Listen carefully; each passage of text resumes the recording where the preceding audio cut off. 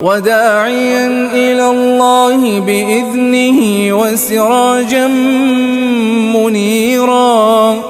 আরেক বর্ণনায় দেখা যায় রোগ যন্ত্রণায় হুজুরে পাক যখন অতিমাত্রায় অস্থিরতা প্রকাশ করছিলেন আর তার করুণ অবস্থা দেখে পিতার পরম স্নেহের কন্যা ফাতেমার বেকুল এবং অস্থির হয়ে পড়েছিলেন। উপস্থিত লোকজন হুজুরে পাক সাল্লাল্লাহু আলাইহি সাল্লামের ভাবী বিচ্ছেদ বেদনায় সকলেই অস্থির হয়ে পড়েছিলেন। ঠিক এমনি অবস্থার ভিতরে আল্লাহ সুবহানাহু ওয়া তাআলার নির্দেশ অনুযায়ী মালাকুল মউত আজরাইল আলাইহিস সালাতু ওয়াস সালাম এক আরবি লোকের বেশে হুজুরে পাক সাল্লাল্লাহু আলাইহি সাল্লামের দরজায় দাঁড়িয়ে ডাকাডাকি শুরু করলেন। প্রথমবার তিনি কিছুটা নম্র আওয়াজে বললেন, হে নবী, গৃহবাসীগণ, আমি কি গৃহে প্রবেশ করতে পারি?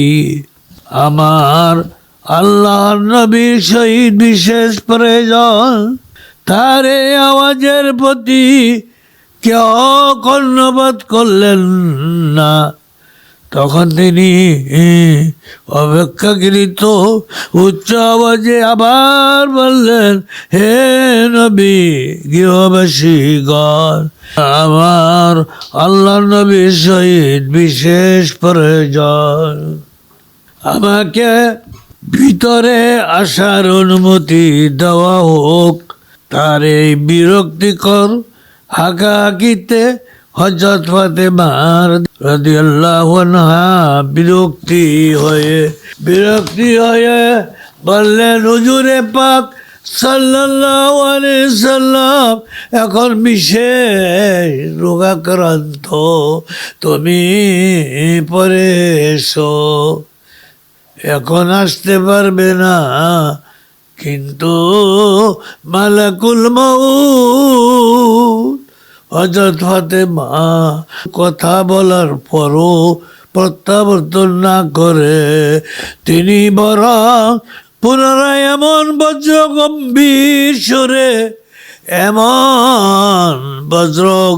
গম্ভীর সুরে আওয়াজ দিলেন যে তাতে ঘরের দরজা ও জমিনাদি থরথর করে কেঁপে উঠল।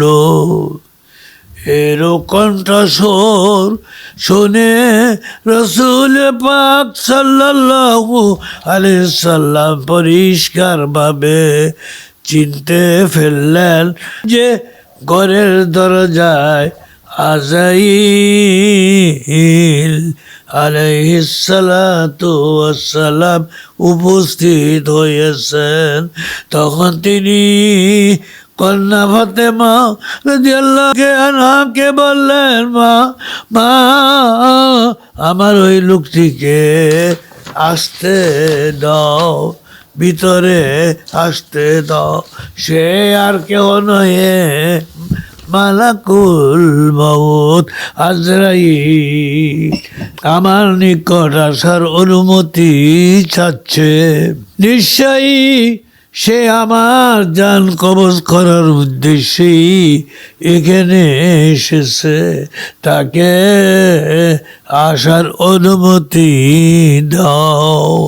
অনুমতি লাভের পর ফেরেশতা আজরাইল ভিতরে এসে হুজুরে পাক সাল্লাল্লাহু আলাইহি সাল্লামকে সসম্মানে সালাম করে বললেন, হে আল্লাহর রাসূল, আল্লাহ আমাকে আপনার নিকট এ উদ্দেশ্যে প্রেরণ করেছেন যে যদি আপনি দুনিয়াতে আরো কিছু কাল অবস্থান করতে চান তবে যতদিন ইচ্ছা অবস্থান করুন, কোনো বাধা নেই এবং আল্লাহ তাতে নারাজ নহেন। যদি আপনি প্রিয় মাবুদের সন্নিধানে গমন করেন তবে তাও করতে পারেন। এখন আপনি কোন পথ অবলম্বন করবেন বলুন।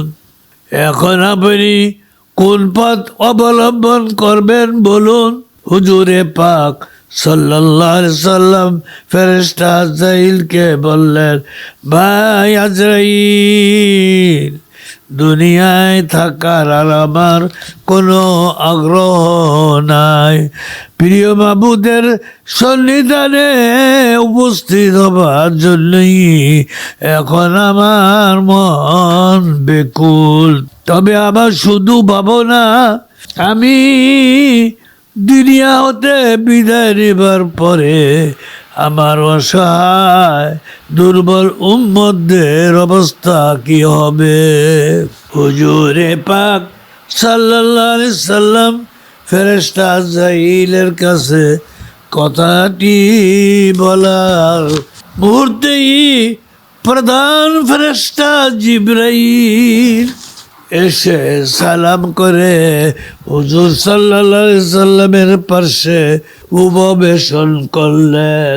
তাকে দেখে হুজুরে পাক সাল্লাল্লাহু আলাইহি সাল্লাম বললেন, কি হে আমার বন্ধু জিবরাইল, আমার যে কোনো জটিল সমস্যা ও বিপদ আপদে আপনি এসে আমাকে সুপরামর্শ দেন ও আমার সহায়তা করেন, কিন্তু আজ আমার জীবনের সর্বাপেক্ষা বড় বিপদের কালে আপনি আমার নিকট আসতে এত বিলম্ব করলেন কেন?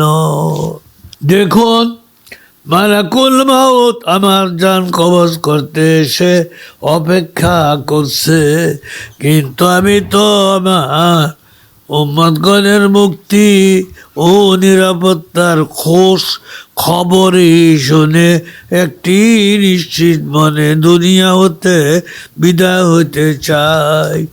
আপনি আল্লাহর দরবার হতে জেনে এসে আমাকে উক্ত বিষয়টা অবহিত করুন।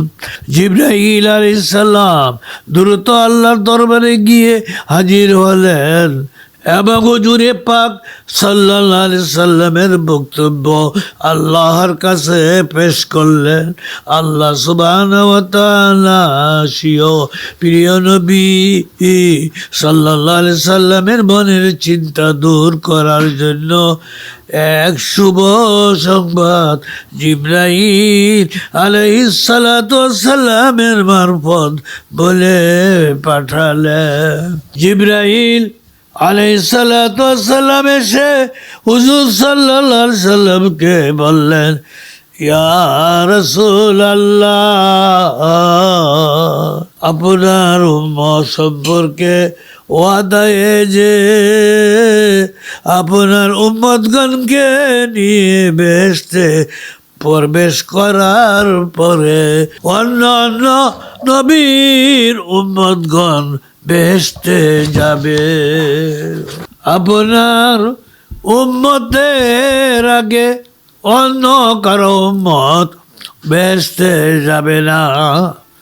হুজুর পাক সাল্লাল্লাহু আলাইহি সাল্লাম এই কথা শুনে বললেন, হে বন্ধু জিবরাইল, এ কথায় আমি নিশ্চিত হতে পারলাম না। আমার মনে শান্তি আসতো যদি আমার গুনাহগার উম্মতদেরকে আল্লাহ কিভাবে বেহেশতে নিবেন সে কথাটা শুনতে পারতাম।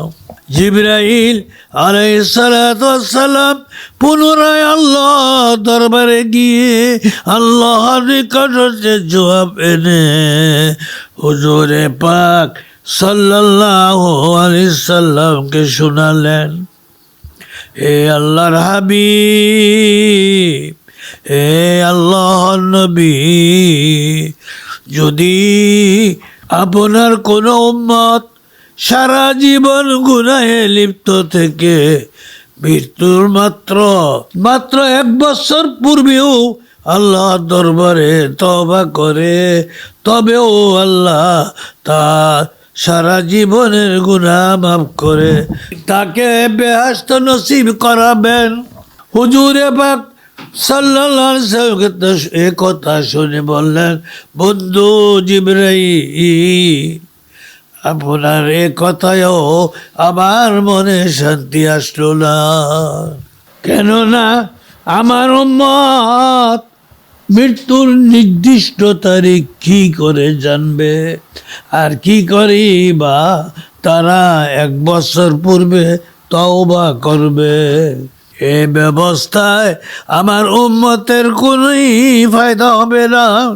রাসূলুল্লাহ সাল্লাল্লাহু আলাইহি সাল্লামের মনের শান্তি আসলো না দেখে পুনরায় জিবরাইল আলাইহিস সালাতু ওয়াসসালাম আল্লাহর দরবারে হাজির হয়ে রাসূল খোদা সাল্লাল্লাহু আলাইহি সাল্লামের বক্তব্য পেশ করলেন এবং আল্লাহর দরবার হতে নতুন প্রতিশ্রুতি নিয়ে আবার নবীজির সমীপে তার মনতুষ্টির জন্য এই প্রতিশ্রুতি দিলেন যে যদি আপনার কোনো উম্মত যারা জীবন গুনাহে লিপ্ত থেকে মৃত্যুর পূর্ব মুহূর্তেও তার ভুল বুঝতে পেরে আল্লাহর ভয়ে খালেস তওবা এবং আল্লাহর দরবারে ক্ষমা প্রার্থনা করে, তবে আল্লাহ তার গুনাহরাশি মাফ করে দিয়ে তাকে বেহেশতের যোগ্য করে দিবেন। সুতরাং হে নবী, আপনার কোনো চিন্তার কারণ নেই। আল্লাহর তরফ হতে এরূপ প্রতিশ্রুতি লাভ করে এবার হুজুরে পাক সাল্লাল্লাহু আলাইহি সাল্লাম নিশ্চিত হলেন এবং তার মন শান্ত হলো।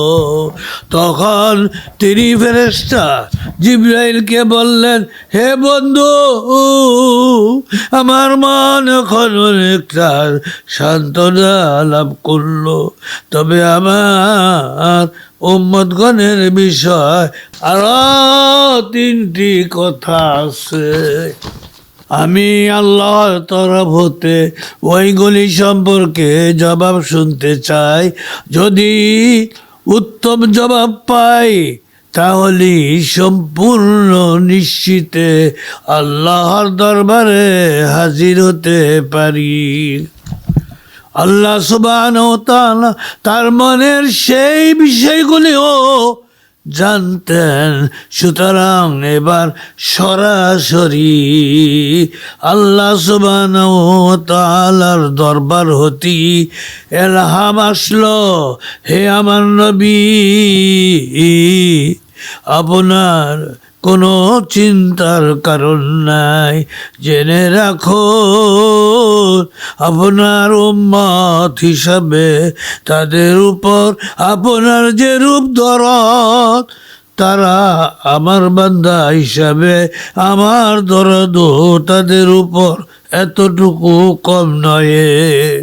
আপনি যেমন তাদের সর্বপ্রকার কল্যাণ ও মঙ্গল কামনা করেন, তদরূপ আমিও তাদের কল্যাণ ও মঙ্গল কামনা করি।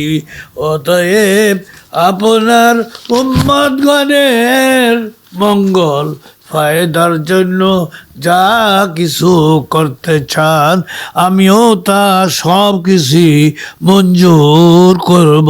আল্লাহু আকবার। সুতরাং তাদের সব যাবতীয় বিষয় আপনি আমার উপর সুপর্দ করেন, নিশ্চিন্ত হন। আল্লাহ পাকের তরফ হতে এইরূপ ভরসা প্রাপ্ত হয়ে নবী করিম সাল্লাল্লাহু আলাইহি সাল্লাম মনে পূর্ণ শান্তি লাভ করলেন। অতঃপর তিনি ফেরেশতা আজরাইলকে বললেন, ভাই আজরাইল, এখন আপনি আপনার কর্তব্য সম্পাদন করতে পারেন। হুজুরে পাক সাল্লাল্লাহু আলাইহি সাল্লাম এইভাবে অনুমতি প্রদান করার পর ফেরেশতা আজরাইল তার পবিত্র রূহ বের করার কাজে আত্মনিয়োগ করলেন। প্রথমে তিনি তার একখানা হাত হুজুরে পাক সাল্লাল্লাহু আলাইহি সাল্লামের সিনার উপর রাখলেন। অতঃপর তার কাজ শুরু করলেন। হুজুরে পাক সাল্লাল্লাহু আলাইহি সাল্লামের চেহারার রং তাতে একবার এক রকম হতে লাগলো। রূহ কবজের ভীষণ কষ্টে তার নবীজির সর্বশরীর গর্মাক্ত হলো। তিনি আজরাইলকে বললেন, হে মালাকুল মাউত, তুমি একটু বিরত হও, তোমাকে একটি কথা জিজ্ঞাসা করছি। আজরাইল বললেন, ইয়া রাসূলুল্লাহ, কি কথা আপনি জিজ্ঞাসা করবেন? করুন। হুজুর পাক সাল্লাল্লাহু আলাইহি সাল্লাম জিজ্ঞাসা করলেন, জান কবজে তো দেখছি অসহ্য কষ্ট পোহাতে হয় আজরাইল, আপনি কি আমার উম্মতগণকেও এরূপ কষ্ট দিয়ে জান কবজ করে থাকেন? আজরাইল বললেন, হে আল্লাহর নবী, এ তো খুবই কম কষ্ট, ইহার 10 গুণ বেশি কষ্ট দিয়েও জান কবজ করে থাকি। তখন নবী করিম সাল্লাল্লাহু আলাইহি সাল্লাম বললেন, হায় হায় হায় হায়, বলেন কি আপনি? তা আমারও দুর্বল উম্মতগণ কি করে সহ্য করবে? আপনি এক কাজ করুন, আমাকে যত বেশি সম্ভব কষ্ট প্রদান করে আমার উম্মতগণের জান কবজ কালে অল্প কষ্ট দিন। আপনি এক কাজ করুন, আমাকে যত বেশি সম্ভব কষ্ট প্রদান করুন, আমার উম্মতগণের জান কবজের কালে অল্প কষ্ট দিন। জবাবে আজরাইল আলাইহিস সালাম বললেন, হে উম্মত দরদি নবী সাল্লাল্লাহু আলাইহি সাল্লাম, এই বিষয়ে আপনার ভাবতে হবে না। আমার প্রতি আল্লাহর নির্দেশ আছে, আল্লাহর নির্দেশ আছে, যারা আপনার খাঁটি উম্মত হবে তাদের জান আমি এমন আসানি ও আরামের সাথে কবজ করব, যেমন কোনো দুগ্ধ পোষ্য শিশু তার মাতার কোলে বসে মাতৃস্তন্য পান করতে করতে আরামে ঘুমিয়ে পড়ে। আজরাইলের কথা শুনে হুজুরে পাক সাল্লাল্লাহু আলাইহি সাল্লাম নিশ্চিত হলেন এবং তার মনে শান্তি আসলো।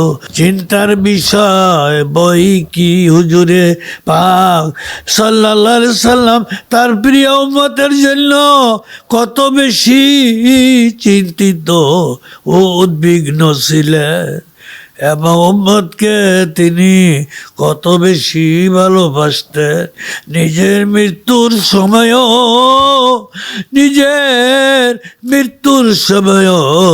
নিজের বিষয় এতটুকু মাত্র চিন্তা ভাবনা না করে শুধু সিয়া উম্মতের বিষয় ভাবতে লাগলেন।